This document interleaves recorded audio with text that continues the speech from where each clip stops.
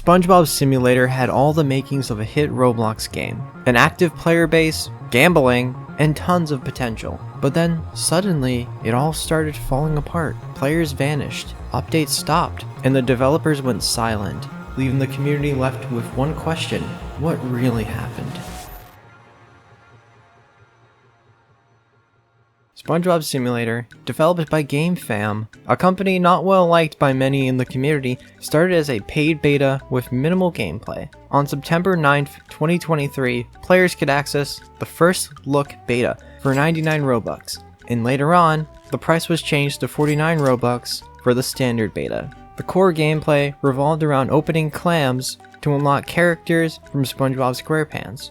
The spawn area featured a SpongeBob statue which acted as a waterfall. There was a gold upgrade machine near the first zone, a codex machine next to the clam area, and the game's mechanic closely resembled Pet Simulator with collectible pets, unlockable areas, and various themed zones. Although, this game doesn't feature a rebirth button at all, making it not as fun as most simulator games. Moving on, players who purchased the beta were promised exclusive items as a reward for their early access. Those who joined during the first look phase received special rewards like an exclusive boat mount called the Founder's Boatmobile. Meanwhile, players who only bought the standard beta after the price was changed gained a deluxe Patrick morph and a super awesomeness Patrick Super Buddy for their team. The game received frequent updates at a steady pace, keeping the player base active and engaged. As the game evolved, new zones were gradually introduced. During the beta, players started with only 6 zones. The primary currency, doubloons, was earned by breaking objects called breakables. This currency was used to purchase clams in the game.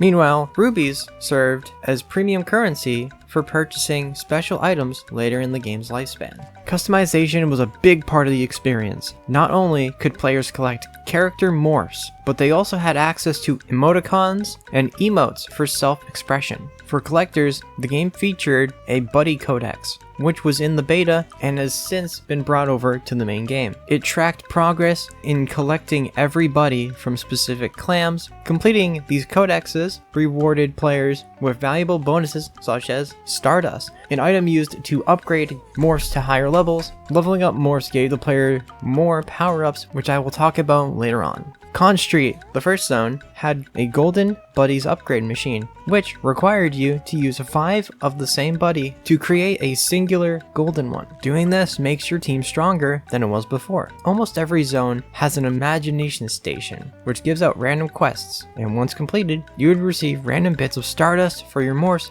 and could even unlock morphs after completing these quests. Also, you could find a SpongeBob morph at the very beginning of the zone. The quest has been changed countless times, but is currently very simple. The player has to simply destroy 3 miniature Guardian breakables. This would free SpongeBob, and you would obtain him. Lastly, in the zone, you could do Squidward's Retreat quest. Part 1. This quest had you collect 15 time travel scrap which look like metal pipes, and once done, it would open the waterfall behind him and reveal a caveman SpongeBob morph.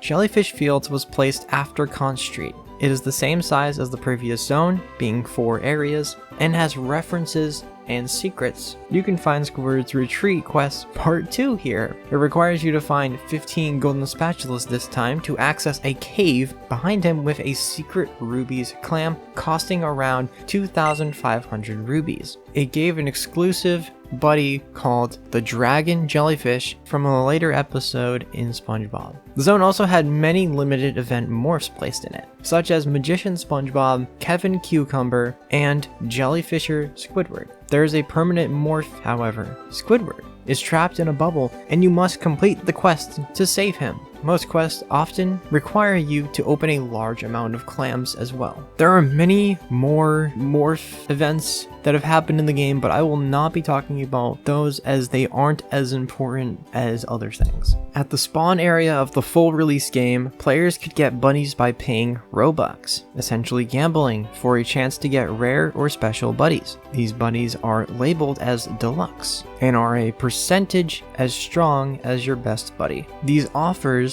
typically rotated monthly, or sometimes even every couple of weeks, giving players a chance to get different buddies. Along with that, there were also special offers and discounts on game passes and paid morphs that would come and go as time went on. As the world expanded beyond Jellyfish Fields, new zones like Downtown Bikini Bottom, Kelp Forest, and Goo Lagoon were added, each with their own unique themes. Every zone also included some sort of new machine and power-ups, enhancing movement speed, buddy strength, jump power, and even increasing the number of buddies you could equip at once. This was also a buddy codex reward as well, given once you completed certain zones in the codex. Downtown Bikini Bottom featured the Rainbow Buddies upgrade machine. The machine required 5 of your golden buddies to make 1 rainbow buddy. They once again make your buddies stronger and will be very useful later on. Sometimes golden clams were also put as power-ups on the ground. These were the normal clams, but would give out golden buddies instead of regular ones. Not to mention there's also a morph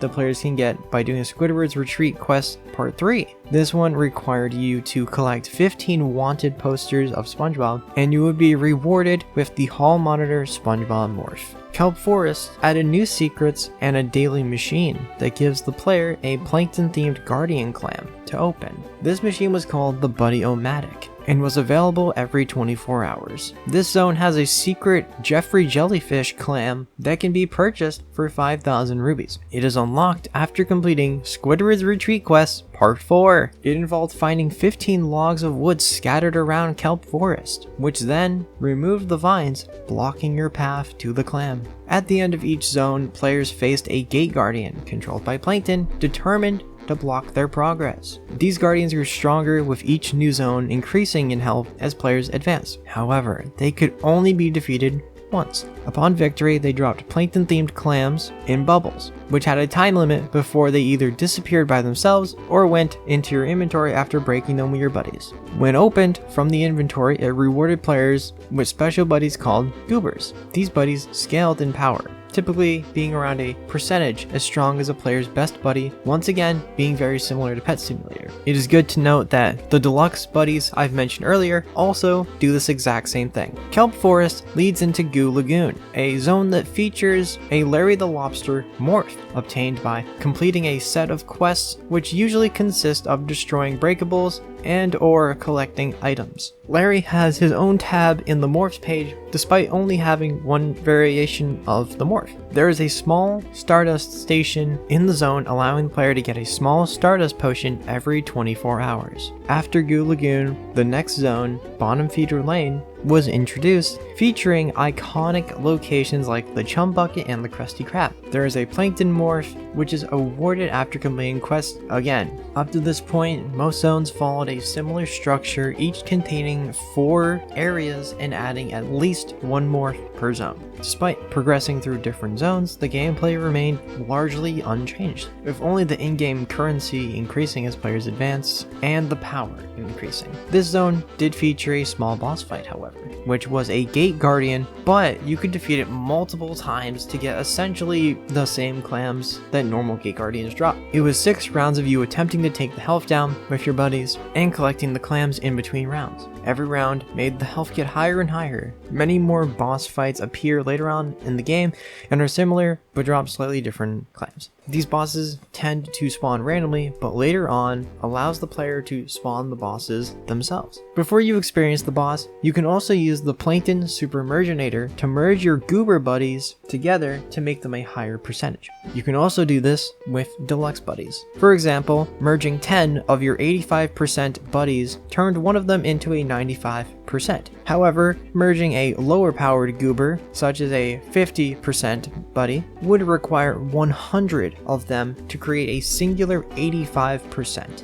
By now, you might expect the game to introduce something fresh and exciting, but nope, more of the same. Fast forward to the next major update, which introduced the Rainbow Codex, trading, and a new zone called Vacation World. The Rainbow Codex required players to upgrade their buddies from previous zones to earn rewards. Similar to Pet Simulator, buddies could be upgraded to gold and eventually rainbow. Completing the Rainbow Codex rewarded players with Golf Mr. Krabs, an incredibly strong 115% buddy. However, due to trading exploits, its strength was later nerfed to 95% and limiting 3 to 1 player. Players could also unlock the Rube Goldfish morph here, a newer character from the show. The quest for this morph was simple and easy to follow, although it took a while to do. It didn't offer anything particularly groundbreaking. On April 26, 2024, they added a voting station, or known in the game as the survey station, allowing players to vote for what they want to see next in the game. However, the developers ended up adding only one of the options, the Krabby Patty cooking minigame,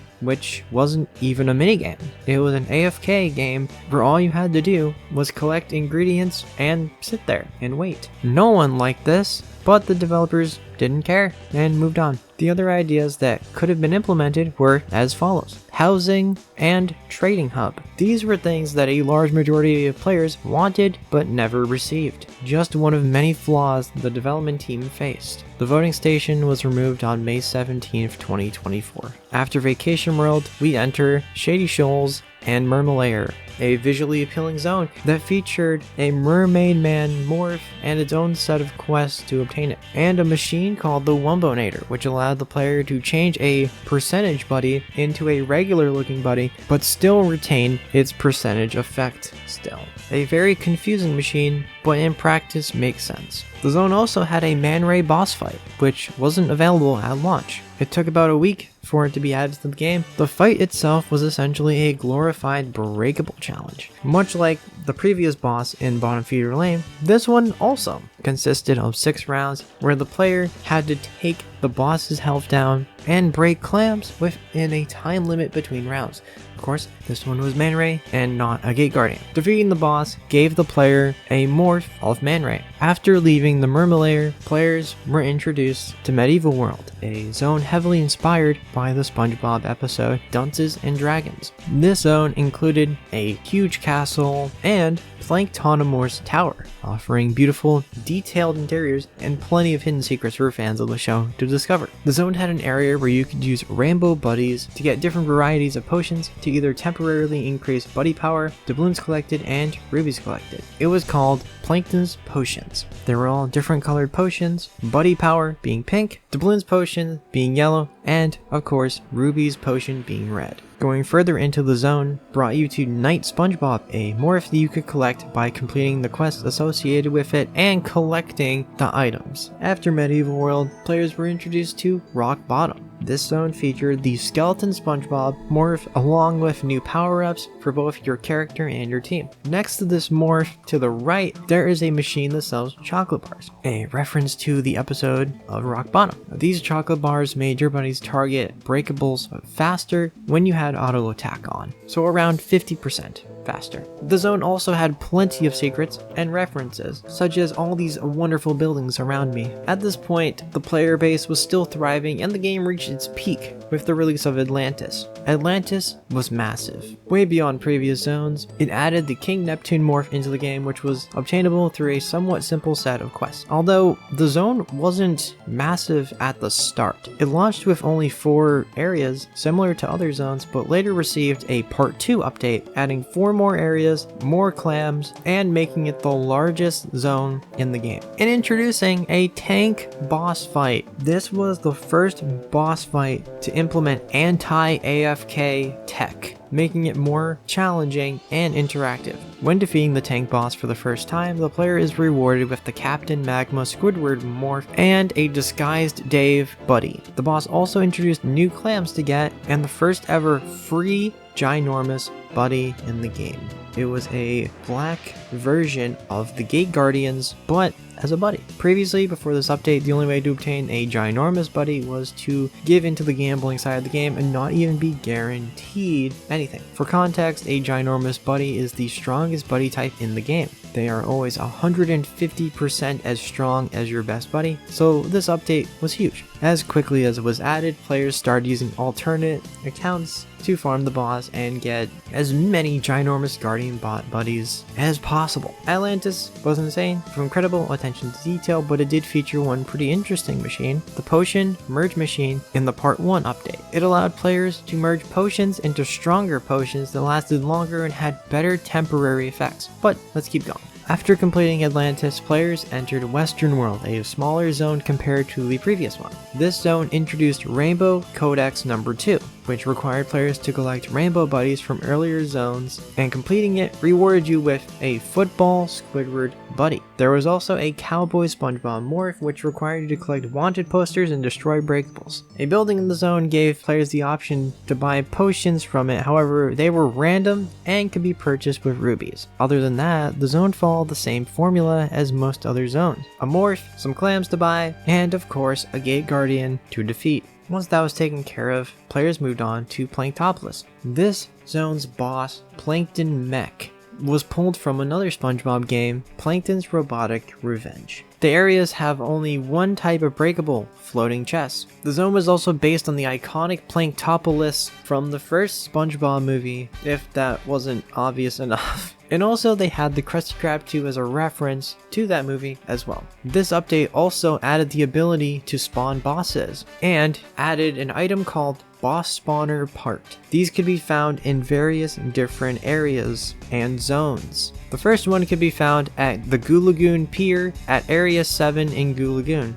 It was an obstacle course, and once completed, gave a boss spawner part. Vacation World at Area 23 also provided an obstacle course to get one singular boss spawner part, as well as Mermalair in Area 29. Following Planktopolis, we got an event zone, Krusty Towers. It featured crates with ingredients and other breakables. I've done an older video about the event, so I won't dive into it here, but I will give slight context. It is a zone that was made to celebrate the 25th anniversary of SpongeBob. It had plenty of detail and had an area for the player to do the Krabby Patty cooking minigame, but a question remains: will future updates keep the player base engaged? Let's find out. Next up was Fry Cook Stadium, a pretty interesting zone. It followed the usual formula with a morph, clams, and power-ups, nothing too out of the ordinary. It had a boxer SpongeBob morph inside the Fry Cook Stadium building itself, and as you could assume, some quests to go along with it. But just a few weeks later, the game introduced a big update: races. Players could now race in downtown Bikini Bottom, near Mrs. Puff's boating school, and in Fry Cook Stadium around the stadium itself, earning medals based on how fast they completed the courses.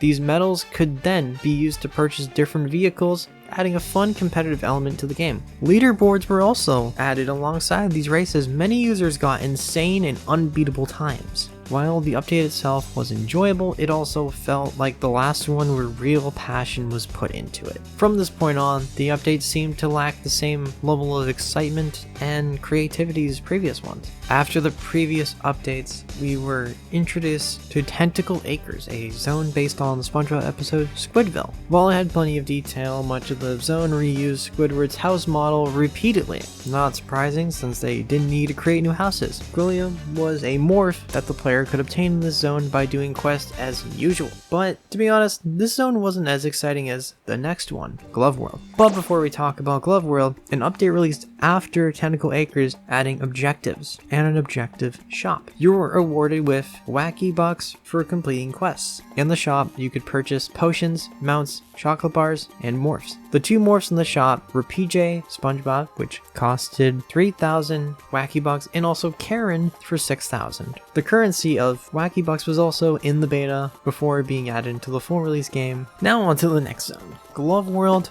was a decently sized zone consisting of 4 areas as usual, and had some nice details and had many references to the show. Although the quality seemingly dropped when it came to the morph in the zone.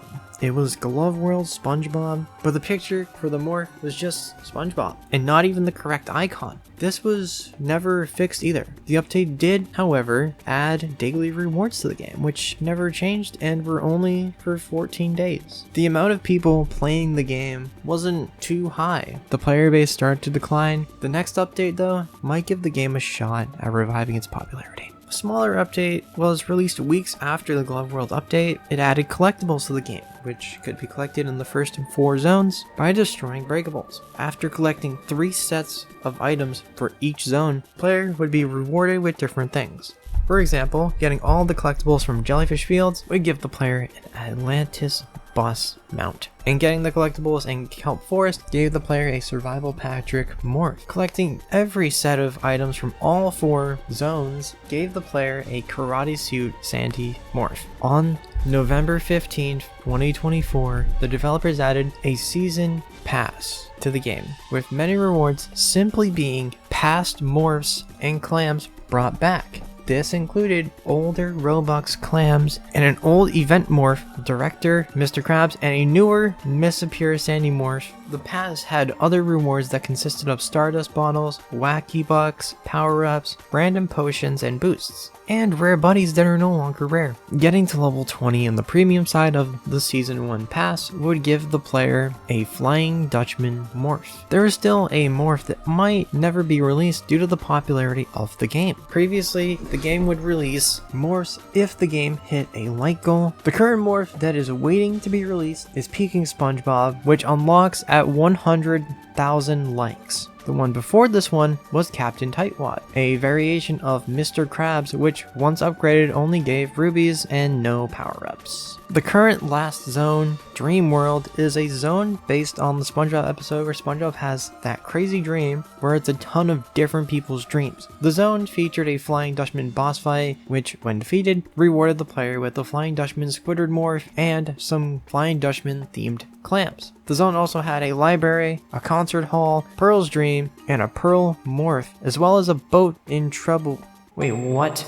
Yeah, things got weird, but honestly, at this point, player base was shrinking fast, with no sign of recovery. They did try something new with an infinite dungeon-style minigame in Dream World. Did it save the game? Not really. The last major update revolved around Christmas. It added Santa SpongeBob and Christmas Patrick, limited time morphs. The 3 iconic houses of SpongeBob, Patrick, and Squidward were decorated for the holiday season. Santa SpongeBob was rewarded to the player after getting past room 11 in the dungeon minigame. Christmas Patrick, however, was a simple collect gifts and destroy candy canes quest. After that update, the game was practically abandoned. No more major updates, and it now sits at just under 300 players. SpongeBob Simulator's untimely demise can be attributed to a lack of transparency from the developers and, most notably, the community manager, who eventually stepped down from her role in the official Discord and cutting all communication to the players in the server. All in all, this game had a ton of potential, but never really got to shine. If you ever played the game, what did you think about it? Personally, I found it less fun as time went on, but that's just me. But that's all from me. If I missed anything crucial, feel free to let me know, and thanks for watching, and I hope you did enjoy. I will see you in the next video. Later.